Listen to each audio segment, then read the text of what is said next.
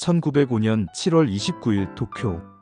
일본의 내각 총리 대신 가스라 다로와 미국의 육군 장관 윌리엄 테프트 윌리엄 H. 테프트가 만나 역사상 가장 치명적인 밀약 중 하나를 체결한다. 공식적인 조약도 아니었고 공개 회담도 아니었다. 철저히 비밀리에 단지 두 강대국의 고위 관계자가 만나 나눈 대화. 그러나 그 결과는 한 나라의 운명을 송두리째 무너뜨리는 것이었다. 그 밀약의 핵심은 단순했다. 미국은 일본의 한반도 지배를 인정한다. 일본은 미국의 필리핀 지배를 인정한다. 단 두 줄. 하지만 이 말 속에는 외교, 제국주의, 침략, 배신, 그리고 국제 정치의 냉혹한 현실이 모두 담겨 있었다. 당시 미국은 스페인과의 전쟁 1898년에서 승리한 후 필리핀을 점령했다. 하지만 점령만으로는 불안했다. 국제적으로 공인받은 식민지 지배는 아니었고 유럽 열강과 일본의 눈치도 봐야 했다. 일본 역시 러시아와의 전쟁을 앞두고 있었고 동아시아에서의 세력 확대를 절실히 원하고 있었다. 특히 일본은 조선을 생명선이라 부를 만큼 한반도 지배에 강한 의지를 갖고 있었다. 이런 상황에서 양국은 각자의 식민지 지배, 야욕을 위해 서로의 이해관계를 인정하고 묵인해주기로 합의한 것이다.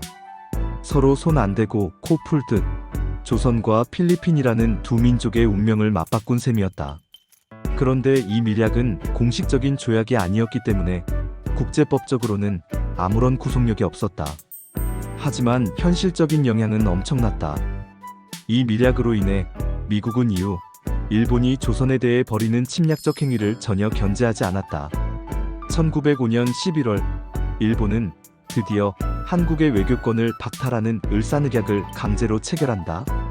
대한제국은 외교를 할 수 없게 되었고 식민지화의 길로 본격적으로 접어들게 된다. 이때 미국은 이 모든 과정을 침묵으로 일관했다. 아니, 침묵이 아니라 사실상 승인이었다. 이 밀약은 또 하나의 의미심장한 국제 합의를 불러왔다. 1905년 8월 일본은 영국과 제2차 영일동맹을 체결한다. 이로써 일본은 미국과 영국이라는 두 강대국으로부터 한반도 지배에 대한 국제적 묵인과 정당성을 확보하게 된다. 그 뒤를 이어 프랑스, 독일, 러시아 등도 조용히 입을 다물었다. 이로써 대한제국은 국제적으로 완전히 고립되었고 제국주의 열강의 침묵 속에 조선은 무너져갔다. 이 밀약은 조선 민중은 물론 당시 대한제국 황제 고종조차 전혀 모르고 있었다.